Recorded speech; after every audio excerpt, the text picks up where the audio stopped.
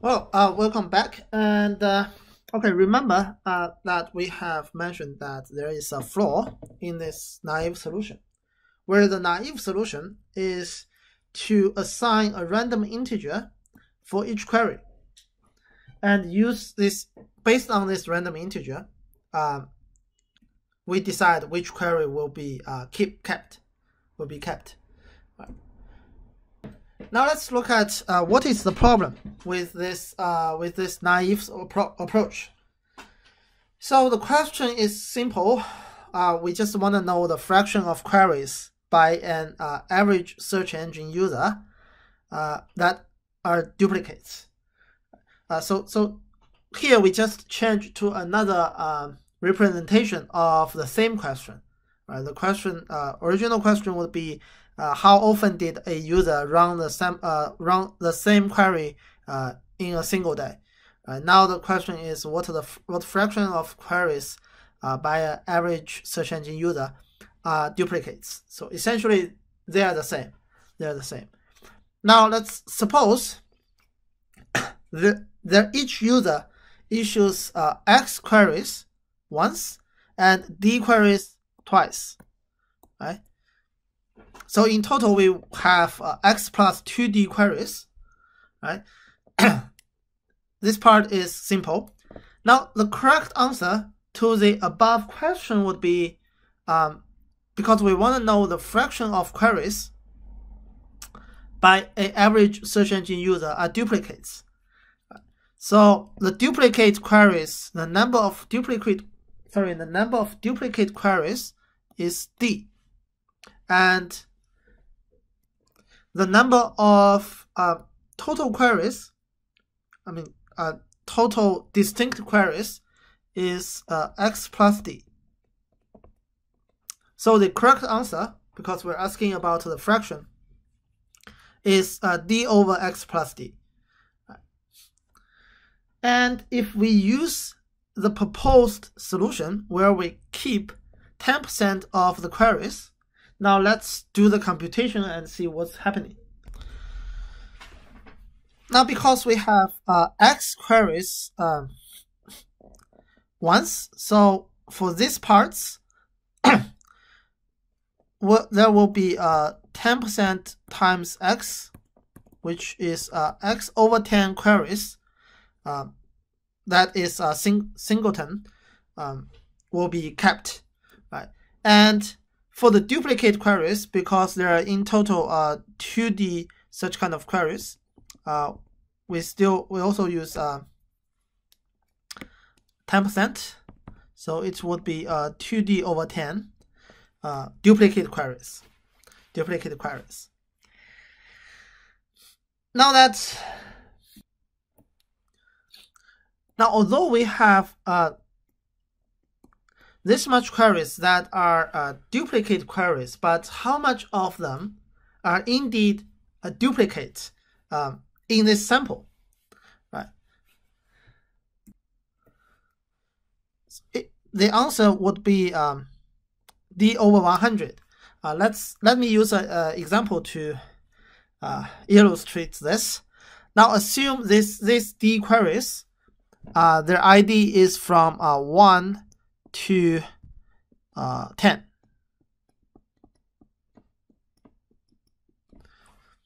Right.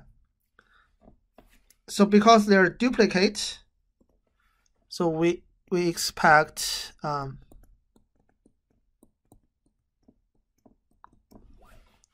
another set of exactly the same queries. Now we are going to do the sampling.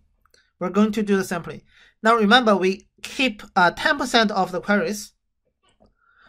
So here we see them as 2D queries, where D equals to 10, by the way. Yeah, we view them as 2D queries. We sample 10% of them, which means sample 2 of them.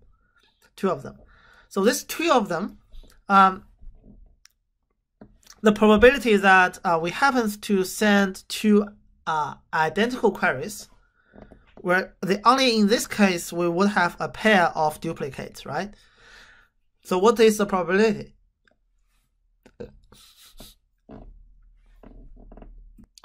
So we need firstly sample one query from the red list, which is 1/10.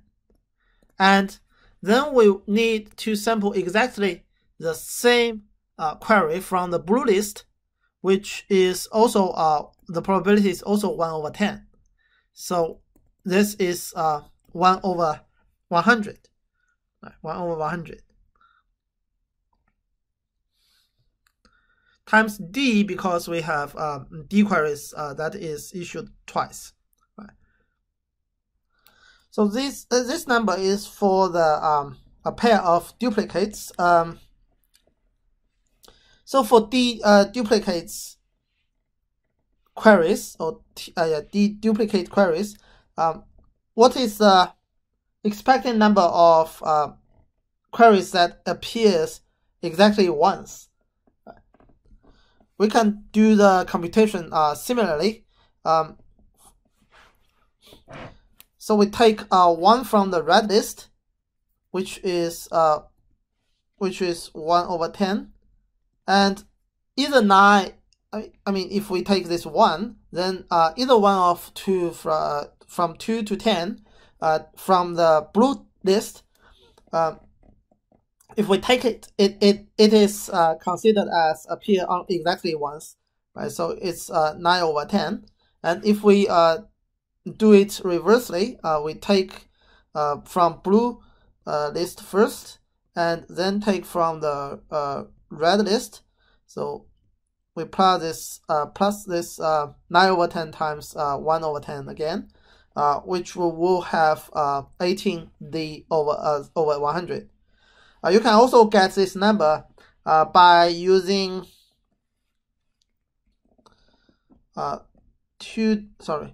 2D over 10 minus 2 times D over 100. This 2 is because when you have a pairs of duplicates, it actually contains 2 queries, just because these 2 queries are the same. So you need to multiply 2, right? So the answer based on the sample would be, say, how many queries we how many queries we have, or how many distinct queries we have. We have x over 10, that is singleton queries. We have 18D over 100, which is those duplicate queries but appears exactly once. We have D over 100, which is the duplicate queries, and also appears twice. And how many of them actually appears twice? It's D over 100. And if you do the computation, it is D over 10x plus 19D, which is not equal to the correct answer here. Actually, far from the correct answer here. So, in order to address this problem, the solution would be easy. So we just pick 1/10 of users and take all their searches in the sample. So we don't we don't sample based on queries. We sample based on users. Now, if you still remember previously, when we sample based on queries, we just generate a random integer when each query comes, right? We generate a random integer and we store the query if the integer is 0.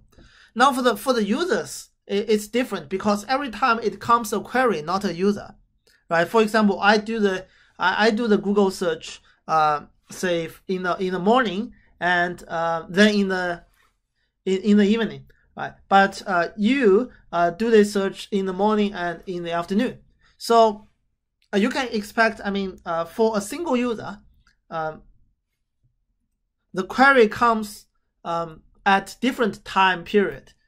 a different time period. So we need to have a slightly different strategy to handle this sample based on users. Now the solution would be we use a hash function. No, this is just a simple or classic hash function. It's not an LSH hash function. All right. So we use a hash function that hashes the username or user ID. It doesn't matter. I mean, just the unique identity of the user uniformly into 10 buckets. And we hash, for example, we hash each username to one of the 10 buckets from 0 to 9. And if the user hashes to bucket 0, then accept this this search query for the sample. And if not, means if the user does not hashes to bucket 0, then we don't accept this search query. Note that the hash function is predefined or is immutable, means it will not change over time. Means once a user be hashed into bucket 0, all the queries with this user will always be hashed into bucket 0. So bucket 0 will contain all the queries from this single user. And you can expect within this scenario, because the sample is based on users, then we will have an accurate estimate of like the fraction of queries that is duplicate for the users. Now let's generalize this problem and do a little bit abstraction. So the problem would be given a data stream, we take a sample of a fraction of A over B. So previously we used the fraction of 10%. So we can use a hash function to hash the user IDs into 10 different buckets and take bucket 0. Take user IDs in bucket 0, right? But now it is A over B. A over B could be any number, right? And we know that the stream of tuples has keys. Here the keys is not defined, predefined. I mean, key is some subset of each tuple's components. Be aware that it is a subset, some subset. So, for example, the tuple is user search time in our previous question or problem. Then the key is user, right? And the choose of key actually depends on the application. Depends on what query you are going to answer. And this subset means sometimes you can even create a complex key which contains more than one elements. More than one elements in this tuple, right? Not the elements in the data stream. Now, in order to get a sample of A over B fraction of the stream, we just need to hash each tuple's key uniformly into B buckets, and we pick the tuple if its hash value is at most A, so the hash value is smaller or equals to A. For example, if we want to generate a 30% sample, 30% equals to 3 over 10. So B equals to 10 and A equals to 3. Then we hash into B buckets, 10 buckets, and we take the tuple if it hashes to one of the first 3 buckets. So the 3 is A. Right.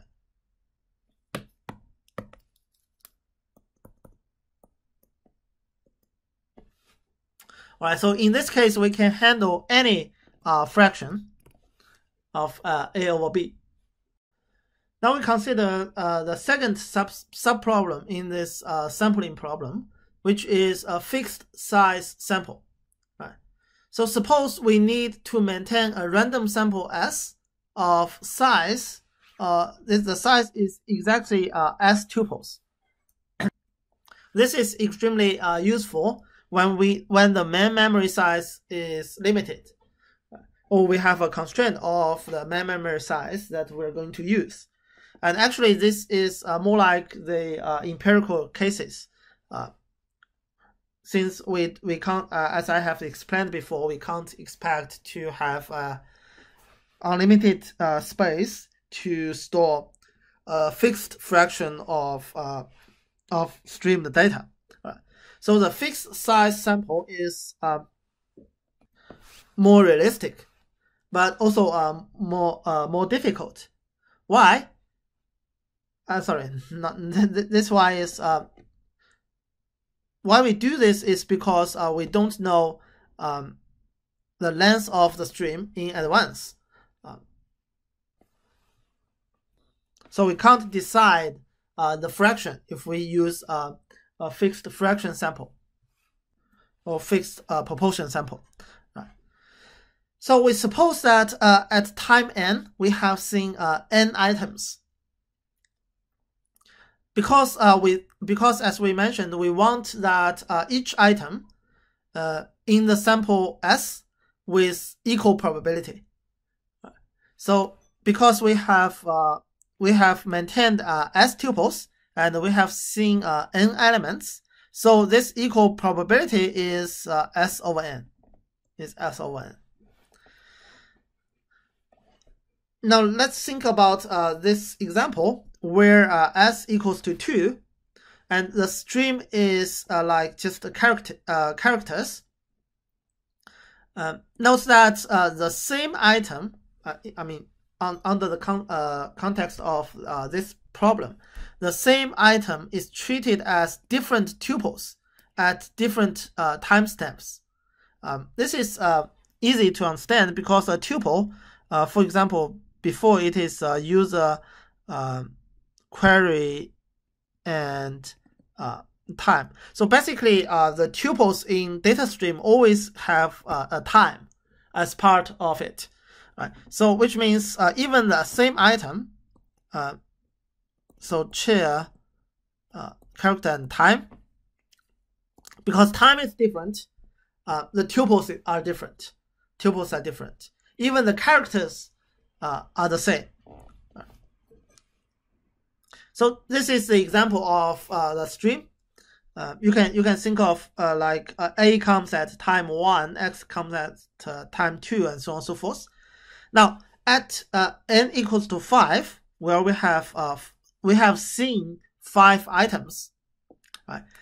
Each of the first 5 tuples is included in the sample S with equal probability. So what is the probability? It's S over n, which is 2 over 5. Now, when n becomes to 7, where we have seen 7 items, we still need that each of the first 7 tuples is included in the sample S with equal probability. In this case, the probability would be S over n is 2 over 7. It's 2 over 7. Now, as you can see, although the probability is equal, but because n is varying, actually n grows. N grows. The equal probability is different, and it turns to be smaller with the growing of n. Well, a solution would be, if it is possible, you store all the n tuples, means you store all the tuples that you have seen, and out of them, you pick S at random. So you will definitely have a fixed size sample, right? And you guarantee that all the tuples included in the sample all the tuples is included in the sample with equal probability. But as you can see, I mean, this solution is impractical because you can't store all the n tuples. You can't store all the n tuples because the memory is limited. Well, luckily for this problem, we have a beautiful algorithm or a beautiful solution to solve it. So the algorithm is called reservoir sampling. So the idea of the algorithm is quite simple. Now for the first S elements, because remember we always keep S elements like the size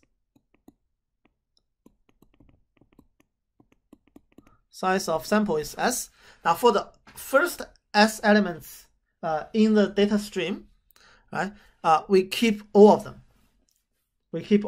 All of them. Now suppose that we have seen n-1 elements, and now the nth element arrives, and n larger than S.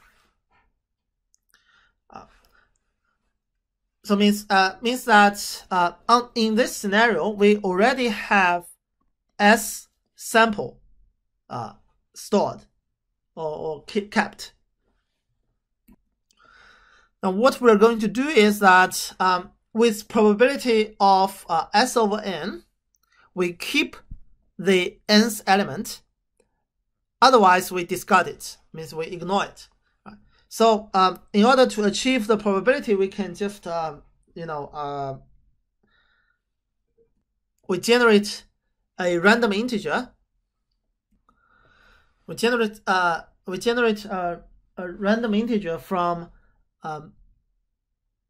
1 to n, for example, and if the integer is smaller or equals to S, means we will keep the nth element. If it is not, then we discard it. All right. Now, if we pick the nth element, or we keep the nth element, then we will use it to replace one of the S elements in the sample S. And which one will be replaced? We picked uniformly at random.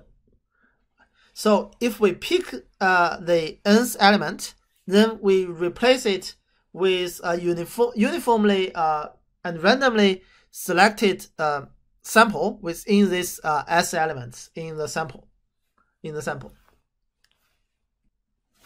And if we use this algorithm,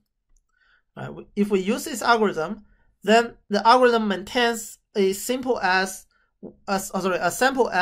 with the desired property that is after n elements, the sample contains each element seen so far with probability of S over n. So equal probability. Now we will see that how do we prove this claim. So we prove it by induction. So the idea of the proof is that we assume that after n elements, the sample contains each element seen so far with probability of S over n. So this is our assumption.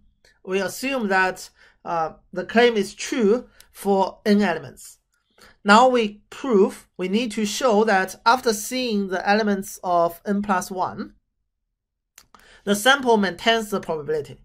Means the sample contains each element seen so far with probability of S over n+1.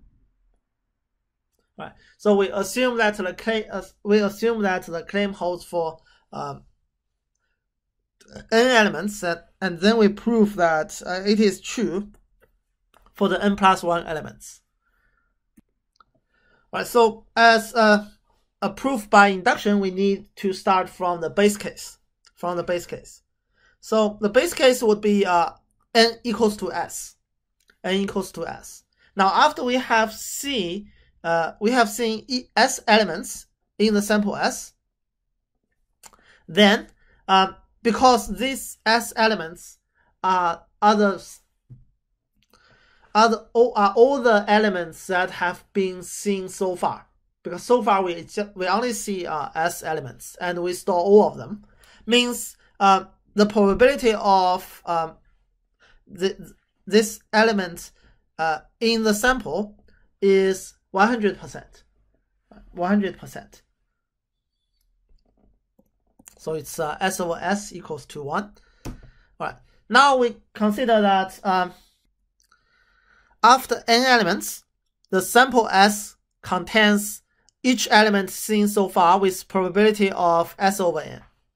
This is our assumption. And now element n plus 1 arrives. Now we consider those elements already in S. We consider the elements already in S. The probability that the algorithm keeps it in S is that, okay, there are two situations or conditions. First is that the element n plus 1 is discarded. It's discarded. So the probability of this event is because the probability of we keep element n plus 1 is S over n plus 1. So the probability of we discard it is 1 minus S over n plus 1. And the second case is that we keep this n plus 1 element, but we don't pick the specific element that is already in S. Right. So the probability of this event, we keep the element n plus 1 is S over n plus 1 by definition, and we uniformly randomly pick one element in S to substitute with element n plus 1. So the probability of a specific element in S that is not being picked is S minus 1 over S. Because when you pick either any one of the S minus 1 elements, this element survives. So it's S minus 1 S. Then you do the math, it would be 1 minus n plus 1 S over n plus 1 plus S minus 1 over n plus 1, which is S minus 1 minus S. So it's 1 plus 1 over n plus 1.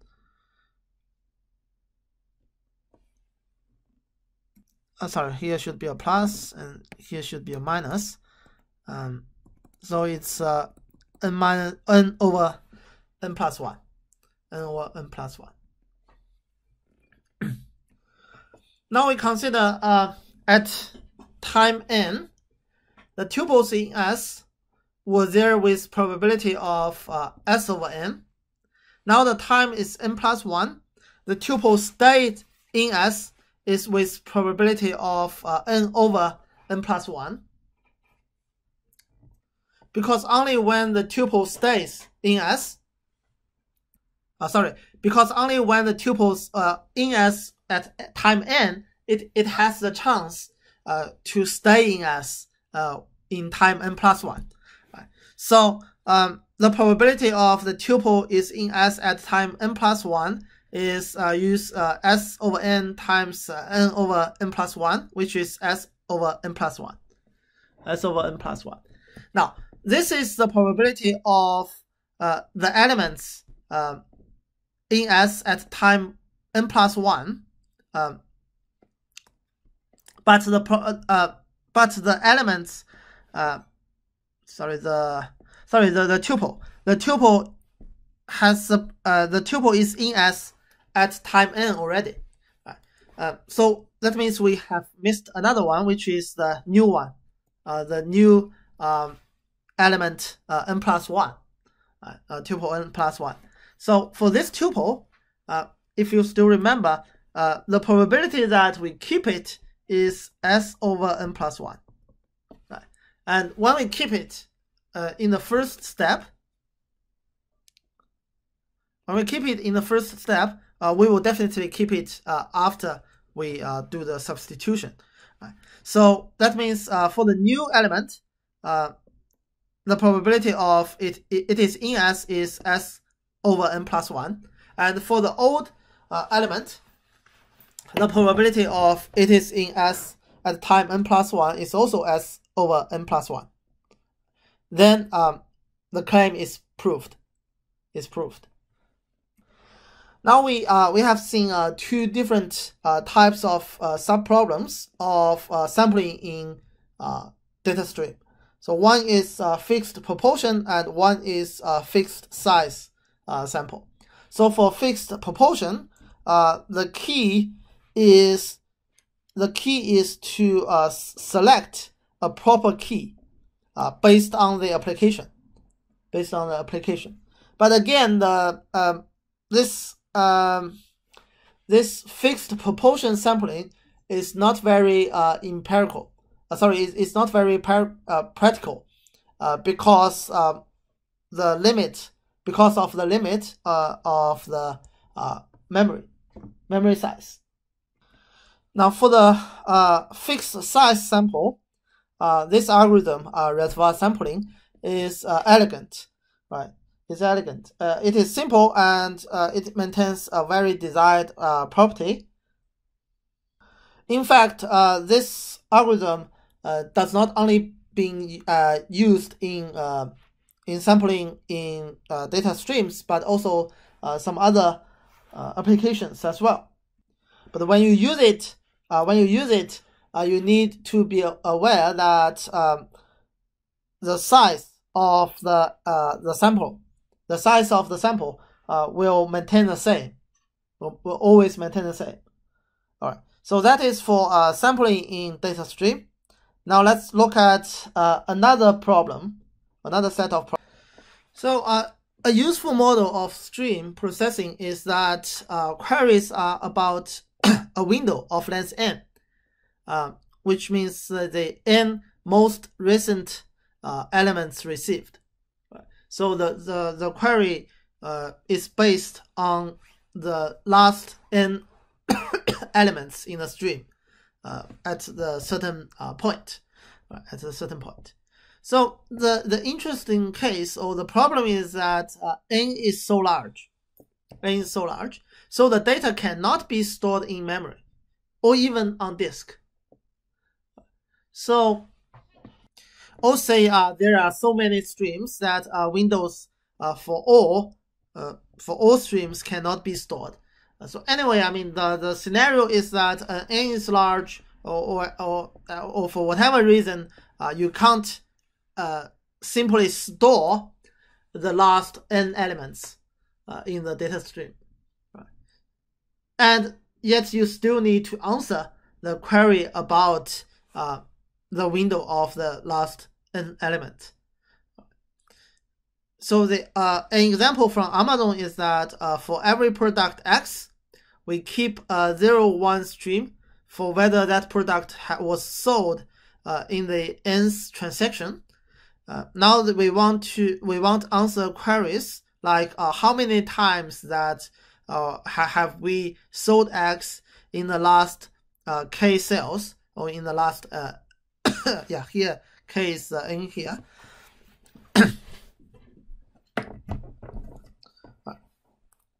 So the difficulty of this sliding window queries is that you can't store all the things in the sliding window, but the answer to your query is highly related to the content of the sliding window. Means the base of the query has been changed over time, right? So which means which cause the difficulty of this kind of problems. So in today's lecture, we consider the sliding window of one stream, on a single stream. For example, when n equals to 7, we just look at a sliding window of this stream. So this is at the time of, let's say this is a time 0, right? And time 1 and time 2 and so on and so forth.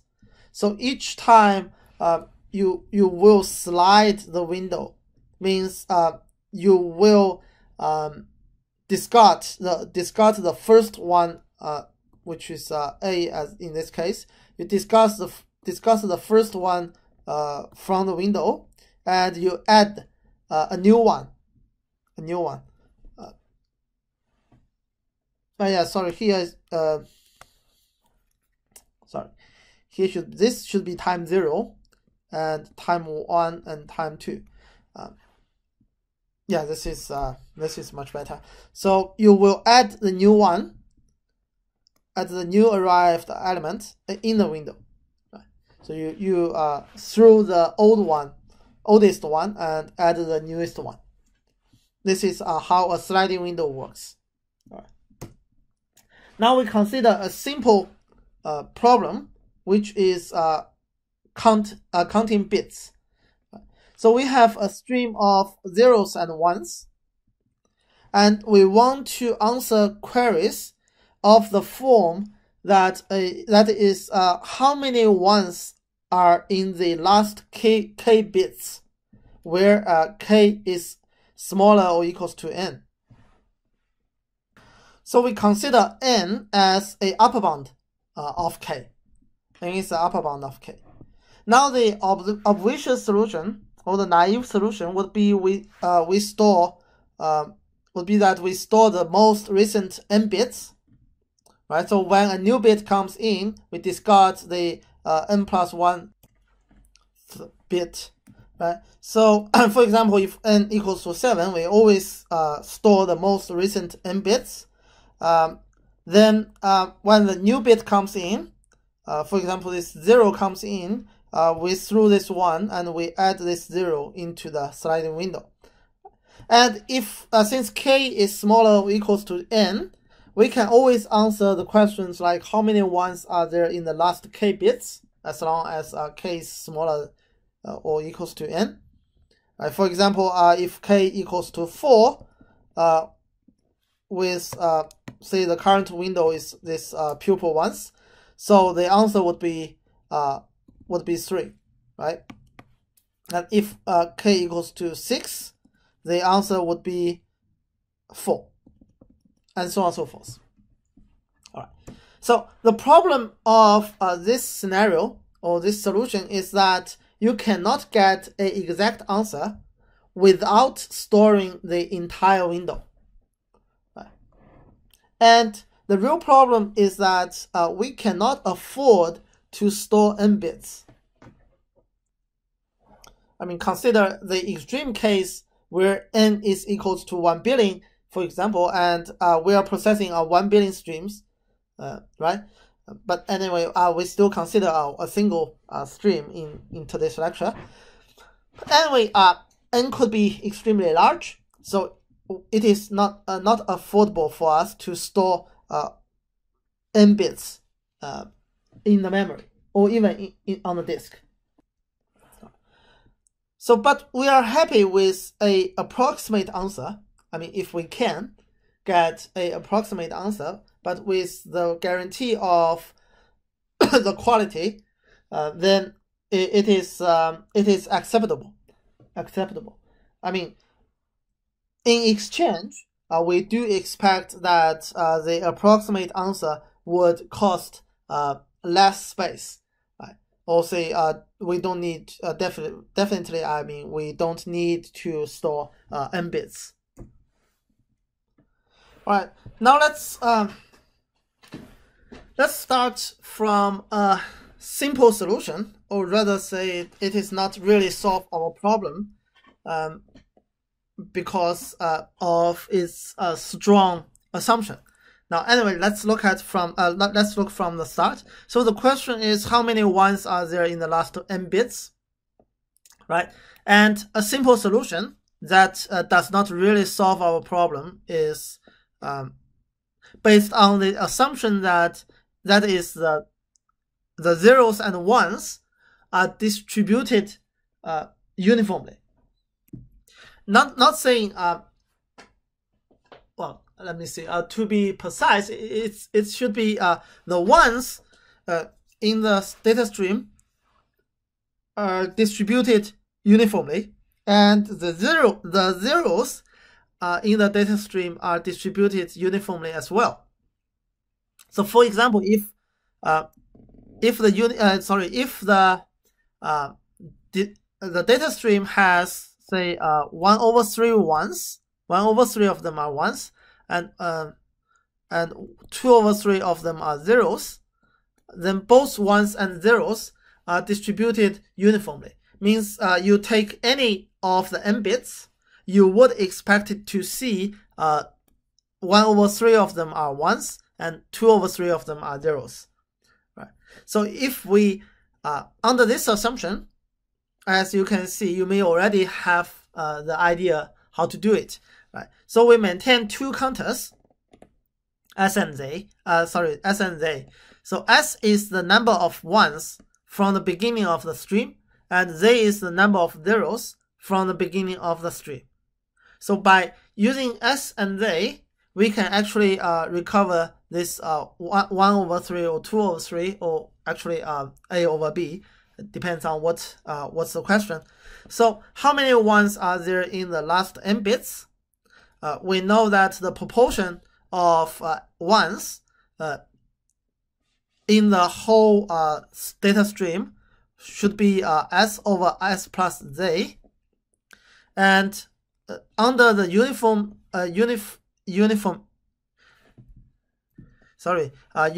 assumption, the ones that are in the last n bits is n times S over S plus plus Z. However, I mean, this assumption is too strong. I mean, usually the stream is non-uniform. As we have mentioned before, the distribution of the data actually varies from over time, right? So it is not good to have such a strong assumption. Well, in this lecture, we will introduce the data Gionis Indic Motwani algorithm.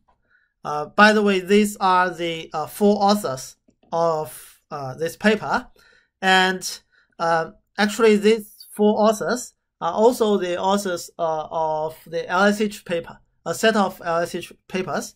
So Data and Indic, I believe, they are the author of p-stable LSH.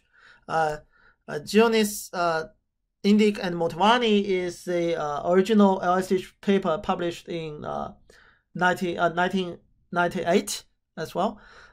Anyway, sorry, that is not directly related to today's lecture. So the DGIM algorithm, it maintains maintaining stream statistics over sliding windows, and the solution does not assume uniformity, right? We only need to store the big O of log n square bits per stream, and the solution gives approximate answer, and the approximate answer never off by more than 50%. This means, for example, if the answer is number of ones, let's say, if the answer is, say, x, right, then the approximate answer that given by this DGIM algorithm is larger than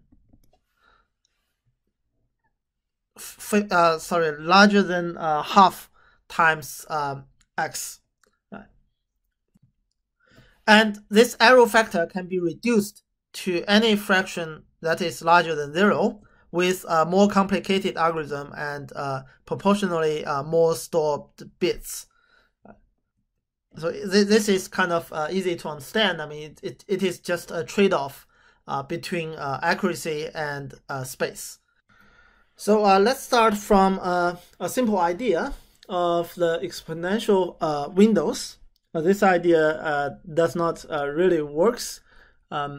So I will not spend much time worrying about it, and you shouldn't either. But anyway, let's look at it first.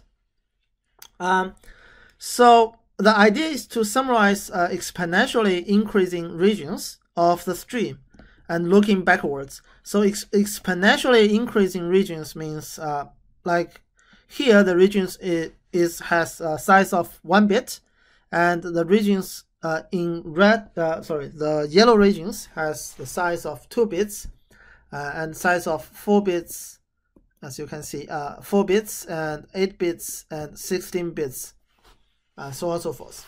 Right. And we drop small regions if they begin at the same point as a larger region. I mean, this is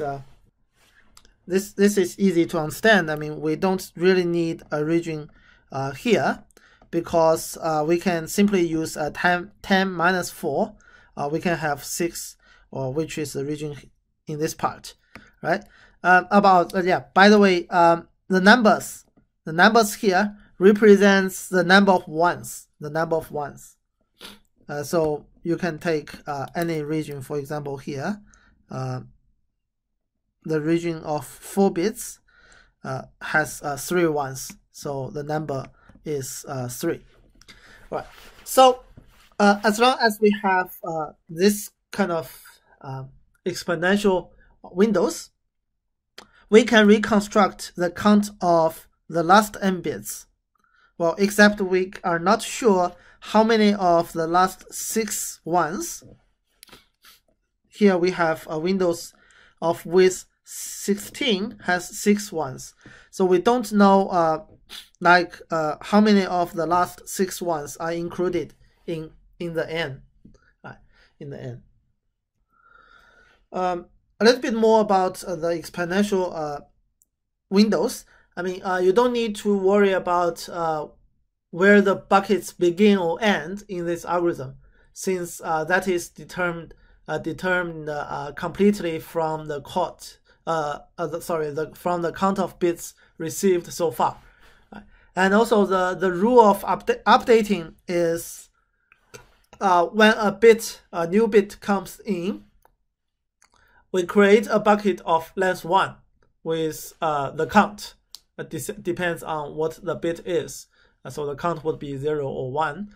If any level, so this is a level, if any level has 3 buckets, we add the rightmost 2 and create a bucket at the next higher level with that sum, and then we delete the leftmost 2 buckets and keeping only the rightmost of the 3. We repeat this step recursively for progressively higher levels. Anyway, I mean, you don't need to worry too much about this. This is not the point of this lecture, right? Or this algorithm. All right, so let's look at what's the good and bad thing about this idea. The good thing is that we store only O of log n to the power of 2 bits, because we have a big O of log n counts for log n bits each. It is easy update as more bits comes in, and the error in the count no greater than the number of ones in the unknown area, which is this part. So the number of ones in this part actually bounded the error, and the number of ones in this part is bounded by this number. Right. But the bad thing is that, okay, as long as the ones are fairly evenly distributed, the error due to the unknown region is small. It is no more than 50%. But it could be that all the ones are in the unknown area at the end, right? And in this case, the errors is unbounded. So that is the bad thing about this algorithm. So it is all about how many ones do we have in this unknown area, in this unknown area. So the idea of DGIM algorithm, the idea of this algorithm is easy. It's an easy fix-up of the previous schema. Right. So instead of summarizing a fixed length of blocks, we summarize blocks with a specific number of ones. Right. So we let the block size, which is the number of ones, increase exponentially. And you can expect, I mean, when there are few ones in the window, the block size will stay small, so arrows are small. As the example here, you would see the number of ones in this block is 1, in this block is 2, this block has 4, and 4 as well. If you do the counting, there are 8 ones in this block, 8 ones in this block, and